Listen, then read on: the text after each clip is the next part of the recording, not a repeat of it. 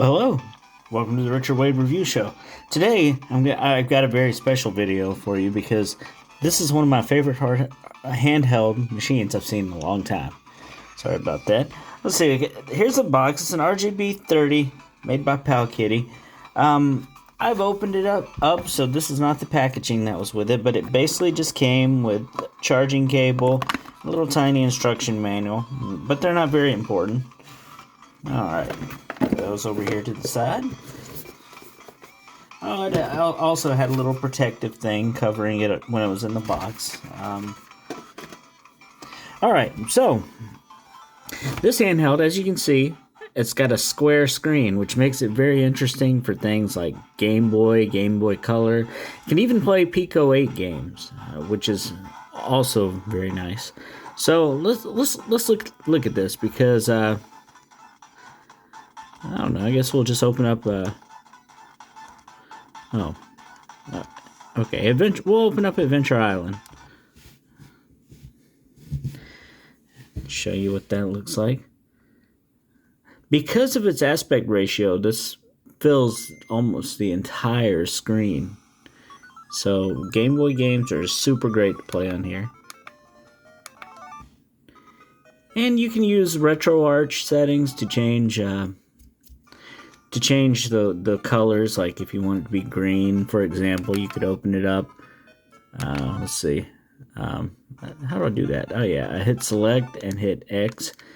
And then I go to core options and change the Game Boy colorization onto auto, and I can do whatever palette I want. But okay, we're going to resume the content. There you go. If you like it to look more classic Game Boy, you got it. I mean, it's all up to you, however you want it. There's a lot of filters for it like that. But I don't know. I think it kind of looked better the other way.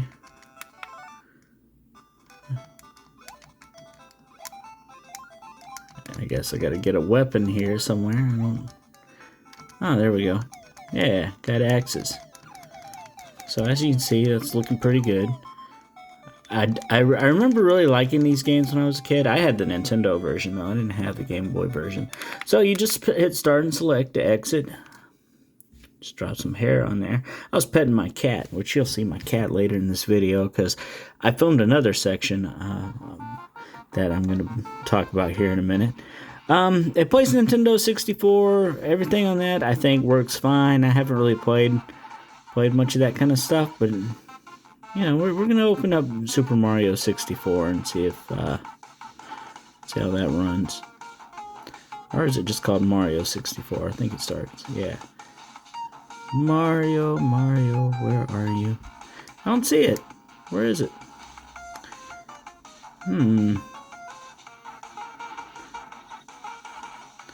I guess I should have looked closer before I said I was gonna open that up, but yeah, we'll open up Smash Brothers, see how it runs.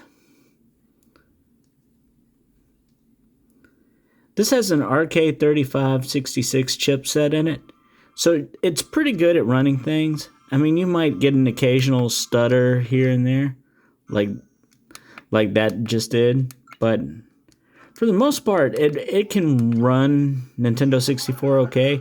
You're just going to have to go through and set your emulator settings the way you want them for each individual game, which is always the case. So, I don't know.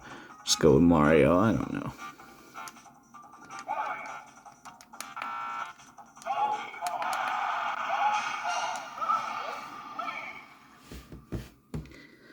So, as you can see, it's working. I never played Smash Brothers that much, so I don't really know how it goes. But yeah, see, I'm getting a little bit of skipping here and there, so I feel like maybe alright.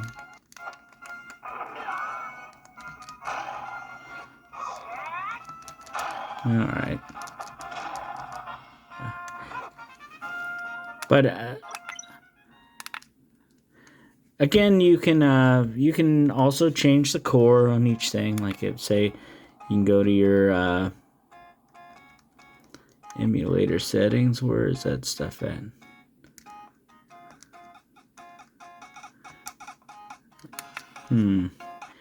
Game settings. And then you'll go down to...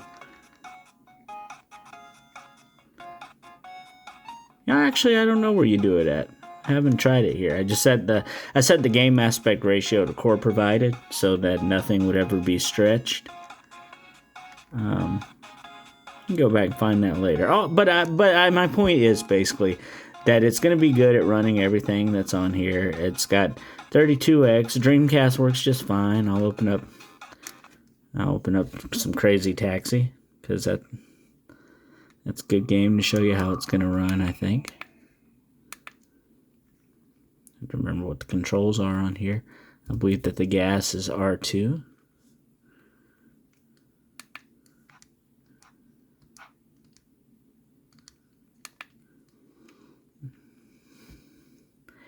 I just love the way this feels in my hand. I think it's a good console.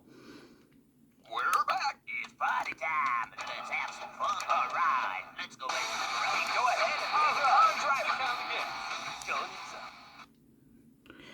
and All right. I think this is the gas up here, and this is the brake. I can't remember. The R1 and R2 and L1 and L2 actually feel okay in this game.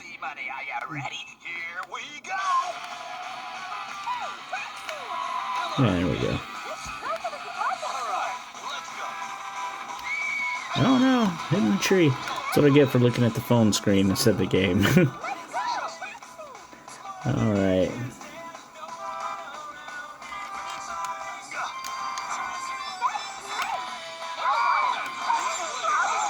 I'm doing terrible. Oh no.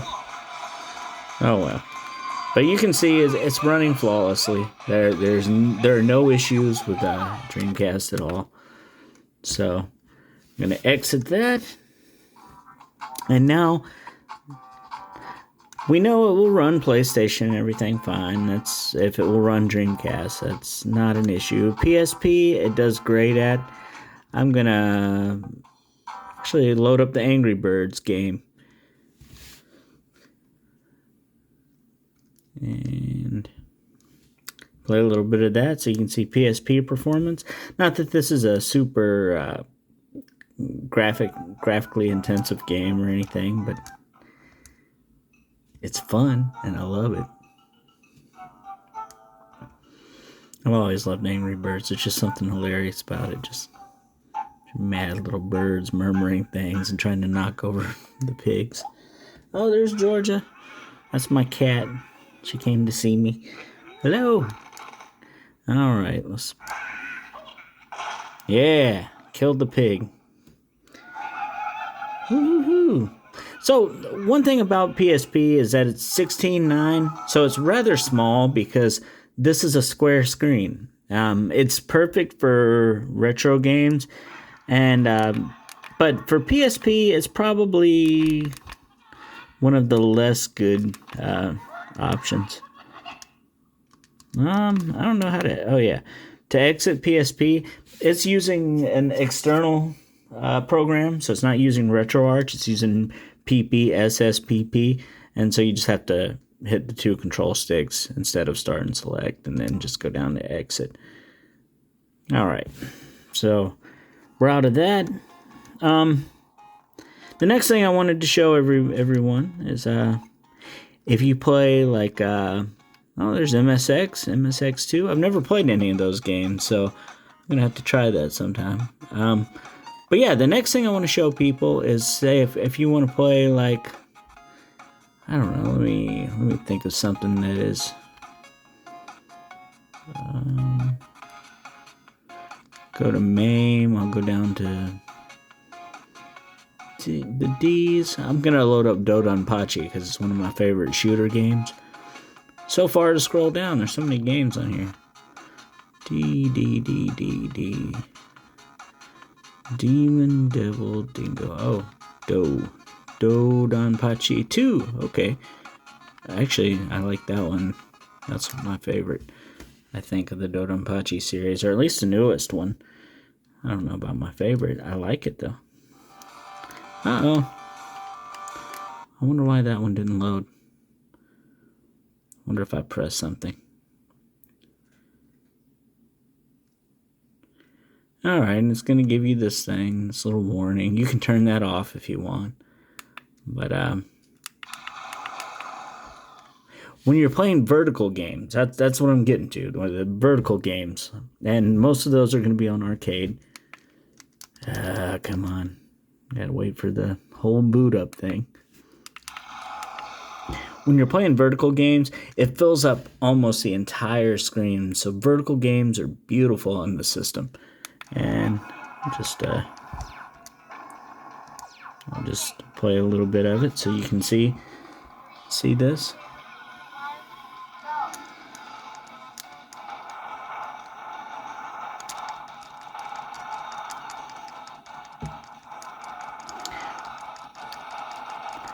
I love these kind of games. There are so many of them though that it's just,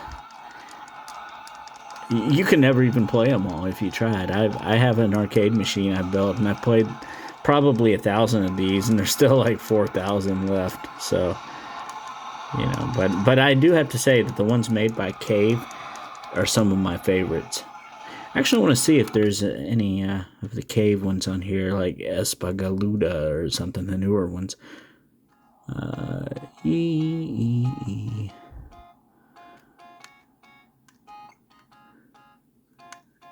Yeah, there it is. Wonder if it'll load up.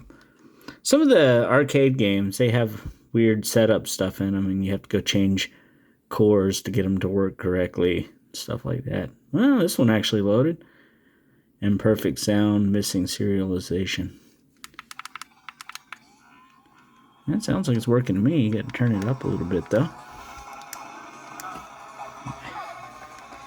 I believe this game was like from 2009. It's probably one of the more demanding graphically arcade games that there was.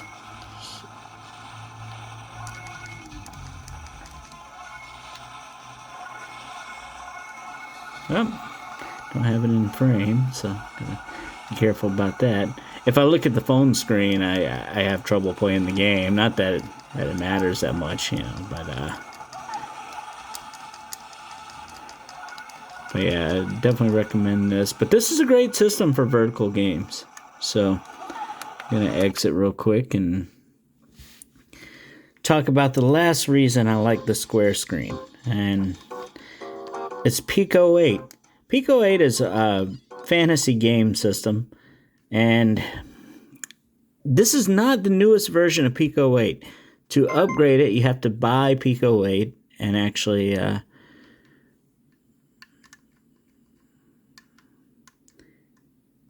I'll try this game. I've never seen it. See, a lot of them say they're from a future version, and they ask you to update. But when you load a Pico-8 game... Whoop. I don't even know how to play this game. Oh, okay.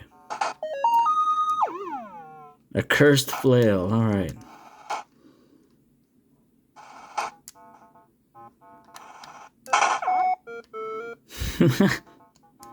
Ridiculous game. But yeah, this system actually has a lot of different games that people have created, and you can get online and download new ones. And that brings me to the next thing I want to talk about. This actually does have Wi-Fi, so that's awesome.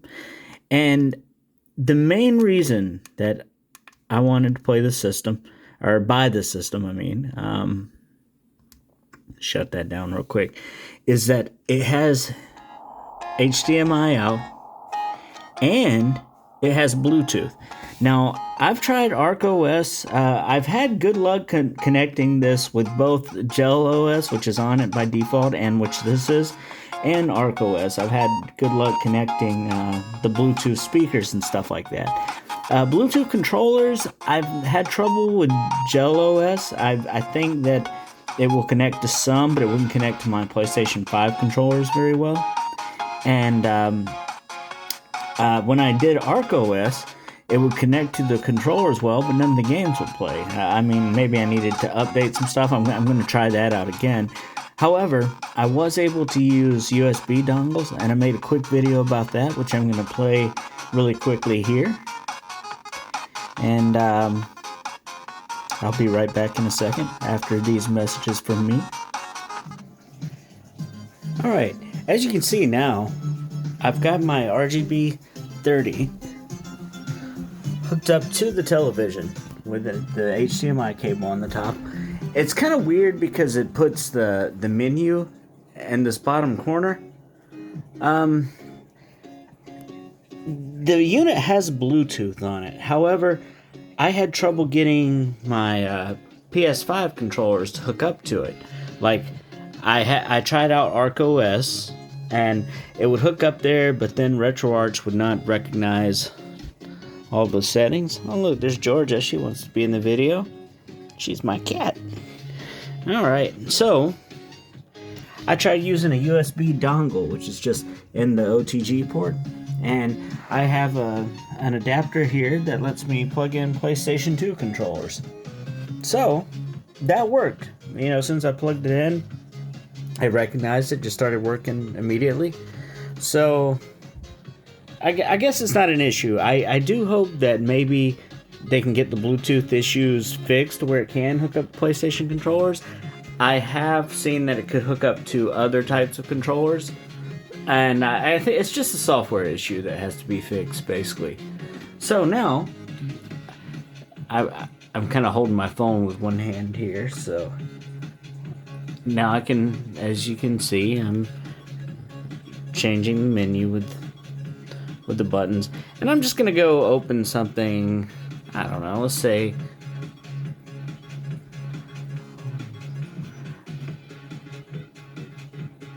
I'll open up a Super Nintendo game, I guess.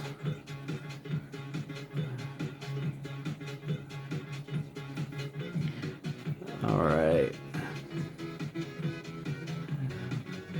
Just go to featured games and select one of those.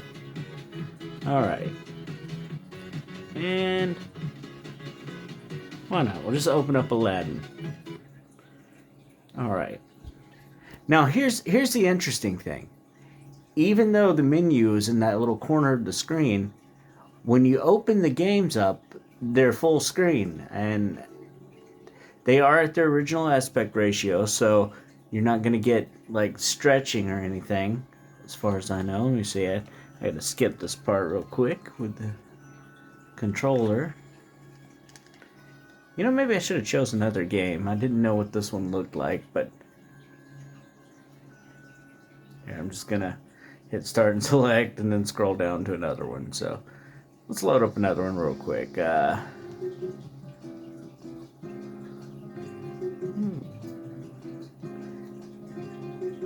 Here's Kirby's Dream Land 3.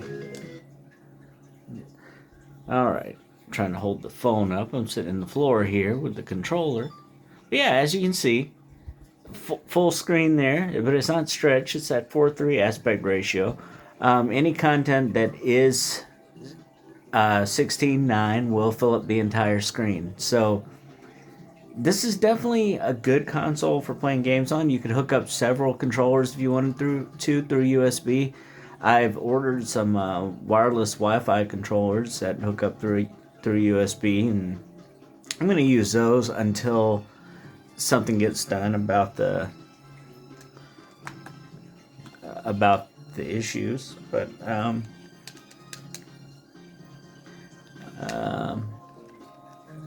well, I'm having a hard time here holding onto the controller and everything. Alright. Next I hit start and select, so it's trying to quit. But here, I'm gonna see if I can set my phone up over here to get kind of a view of it. Because I didn't bring my tripod with me, so I made this hard on myself. But this is just to show you, you know, I'm sitting here, I'm playing it with PlayStation 2 controller hooked up through a USB adapter. And everything translates perfectly. It sets up the keys just like you think it would, because it kind of does it like it would. So, here. Don't know what all the keys are here. Swallow that thing. But yeah, as you can see, everything is working perfectly. Been a long time since I played this game. I was playing Kirby's Magic Mirror the other day, and that was pretty fun. And all right, got my cutter there. All right, well I'm gonna quit that right there, and exit back to the menu, and then, well, here. I don't know why I thought that would do it, but as you can see, when it goes back, I am in the menu again. The menu is in the bottom left corner of the screen. So it's a weird little annoyance, but I do think this would be a fun thing to do, just so you know, pack up the console with a mini HDMI cable and head to a friend's house and play video games. So, you know, this is another reason that I really like this system. I do think that if the software gets fixed to properly accept all Bluetooth controllers, it'll be good. Or if your Bluetooth controllers work with it by default, you're gonna have a great time with this. I mean, I think you will anyway. There, like I showed you, there are options here. Oh, and by the way, if you're trying to make this work and it doesn't, you're gonna have to plug in the HDMI cable and then reset the system, because it has to be plugged in when you start it, or the HDMI cannot be hot plugged, is what I'm trying to say. So, all right, well, now that I've showed you this, we're gonna go back to the main video. Again, thank you for watching. All right, and I am back. I think overall, this is a great system. It's capable of playing ports. I haven't put any on there, but you can use Portmaster to download those. A lot of those are very fun. Easy RPG, Scum VM, that's fun. You can play Monkey Island. But yeah, I mean, it has a lot of games on here. It comes ready to play out of the box. There's no updates you need to do immediately to make this usable. And, you know, Nintendo DS actually looks pretty good on this. I guess it's a final system I'm going to load up real quick just to show everyone how it looks. Oh, so many games that takes forever to get through them. I'll just open up Dawn of Sorrow, I guess. Castlevania game. You all know how much I love Castlevania if you watch this channel. Alright. I also have another channel. Sometimes I post some of my favorite handhelds over there also, in addition to this channel, and I just kind of play the video that I did here, and I'll do some voiceover things talking about some different things about them. So if you ever want to check that out, it's the Richard Wade Show. Oh great, I gotta sign my name apparently. You can use the touch screen. This is not a touch screen, but if you use the thing, it'll move. This right stick will move around the stylus, and you can put your name in like that and then hit OK. You press it in to do it. Now you can switch to the different screens like this, or use these buttons to make them full screen. So I think DS games, they're gonna work great on here. I do think that, you know, you'll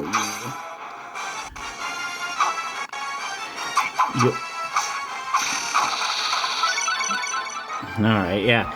I do think that you'll probably want to play on one screen or the other and just switch back and forth. Like, you can do this to switch really fast, and you still have the stylus, as you can see on the other screen. But yeah, Nintendo DS games, I think that's going to be a good use for the system. This is another one of those where it uses an external program called Drastic, so you're going to have to use the two sticks to exit. Alright, and I guess that's about all I have to say about this handheld. I'm really excited about it. It is one of my favorites that I've played in a long time. I'd say this is probably second only to the Steam Deck I used to have. So, very excited to play more with this, and hopefully they'll get that software updated so that PlayStation Bluetooth controllers work. I think that some people are going to have a good time. I've heard of people playing it with Xbox controllers, and it was working fine. So It's just a software issue, and that will get updated. It always does. It's a relatively new system. But I do think this one will get a lot of use, especially with me taking it to friends' house to play video games and stuff. So that's, I think that's the main selling point of this, and that's my recommended use for it. I hope you enjoyed this video, and I hope to see you next time. Thank you for watching.